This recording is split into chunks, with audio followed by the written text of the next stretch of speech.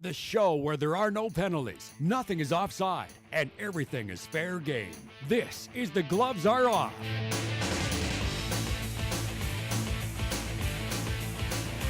Welcome to another edition of The Gloves Are Off. Matt Choumont filling in for Moses Woldu, who's on a nice little 2-week vacay, so a little R&R for him. And joined, of course, by Greg Buchanan, Bucky, CPC radio announcer. How's it going? Not too bad, Matt. Got another race in on Monday. Yeah, Little Pine this past weekend, and Dewberry coming up on Friday. BJ Carey, once again, taking another red W. hot, red hot. He's running pretty good. And our guest this week, head pro at the Lloydminster Golf and Curling Center, Kyle Duffin. How's it going, buddy? Real good, you? You ready to do this? Yeah, let's do it. Okay, we'll get right into it. We'll talk about the Eastern Conference first. Bruins, Pens now. A sweep. 4 games done. Boston absolutely destroyed the Penguins in every facet of the game. Did we think this was going to be a sweep? No. You guys No. I don't think anybody did, to be honest. Even a Bruins fan would have probably said they would have been happy to take in 6 or 7 or even have a fighting chance. But what's the old saying? Offense wins games, defense wins championships is kind of the best. I think with Pittsburgh, they loaded up at the trading deadline. They picked up Douglas Murray, they picked up Morrow, they picked up Jerome McGinley. Yeah, they picked up experience. They're older, and they're slower. Murray, my God, he needs, when he backs up, there's beep going on there. And Morrow is not a spring chicken anymore. Iggy looked good at times and pretty average at other times. So I think as much as we made a big thing about them loading up for the playoffs, they were beat by a younger, more aggressive hockey team like Boston. And I think that's the downfall for Pittsburgh. They got older and they got slower. Yeah, now, when shutting this team down, which they did pretty easily, they only allowed 2 goals in 4 games. Was there any other things that you saw that maybe was a big reason why they shut them down? Well, I think definitely you look back at the goalie there, Tuukka Rask. I mean, Tim Thomas is who is in Tim the mirror. Thomas?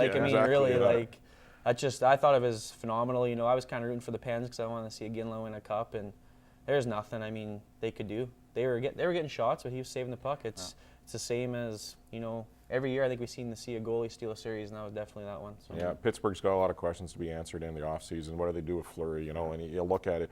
And the funny thing is they're saying Fleury's their number 1 guy. Yeah. If he's their number 1 guy, why isn't he playing? Yeah, exactly. We're just kind of touching up on Fleury.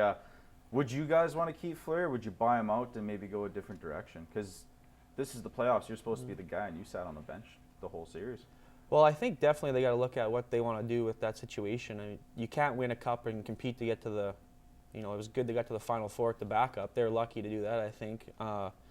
They could probably get some for Fleury if they wanted to do that route. Maybe get a cheaper goalie, John Bernier, somebody like that. And maybe use some of that money to sign some of these guys back. It's going to be a busy summer in Pittsburgh, that's for sure. Yeah, Fleury struggled last year in the playoffs against Philly. He struggled again this year against Boston. Didn't even get starts.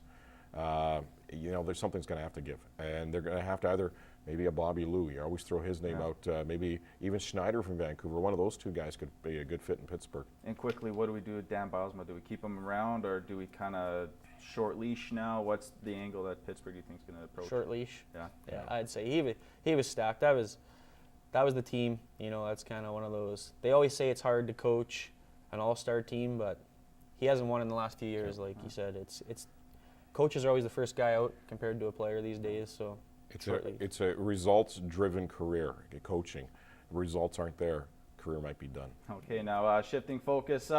Didn't really want to talk about this one. The Western Conference, Duff, our Kings, just fell short. But were the Hawks just a little too much for the Kings to handle in this one? Absolutely. Better team won, deep down. I mean, heart still hurts a little bit over that one, we'll get over it. It's golf season, but St. Louis banged up LA pretty bad, and I think in the NHL it's so difficult to repeat. It's just, you got a long summer, you're not training, they're banged up. Yeah. Better team won for sure. Chicago's so deep. They have 4 lines, and they have grit, and they have skill, and their goaltending's the only downfall possibly for Chicago. LA, their goaltending kept them in a lot of the games. LA's pretty banged up. You look up the middle. They don't have Richards 100%. They don't have Stoley 100%.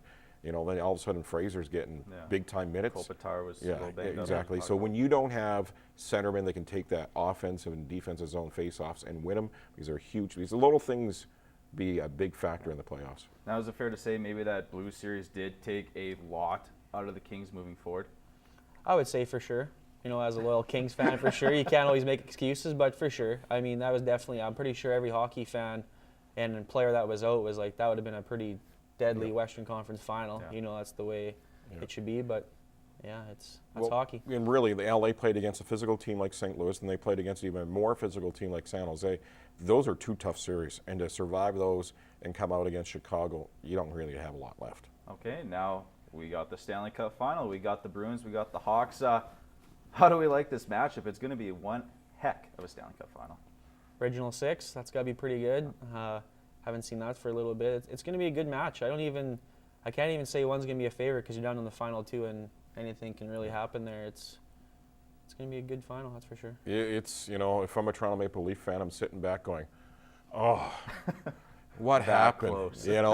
But Boston, you look where they came off the mat against Toronto, won that game, and then they played a heck of a series next. And then you look at Chicago, too. Chicago probably should have lost to Detroit, really. Yeah. And they're two teams that, it's going to be a heck of a series. I like to see Chicago.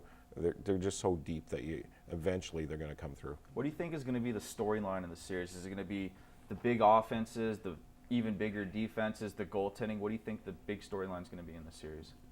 I'm a big believer in goaltending, back end out. I think Boston's going to win just because Rask his confidence can't get any better right now. They just beat the best offensive team in the NHL. It's going to be good, though. You never know. Got to play the games. If Boston wins, the story's going to be Rask. If Chicago wins, it's going to be Kane, it's going to be Sharp, it's going to be Taves, all the usual suspects. But if Boston wins, it's going to be all about Rask. Okay, and quickly, who do you got in this series? I say Chicago in 6. Duff? I better go with the Bruins in 7. All right, perfect. Right on. And I got the Bruins in 6, so there we go. 2 against 1. Sorry, Buff. Yeah, All right, we're going to take a quick commercial break. We got more Dumpin' Chains coming up.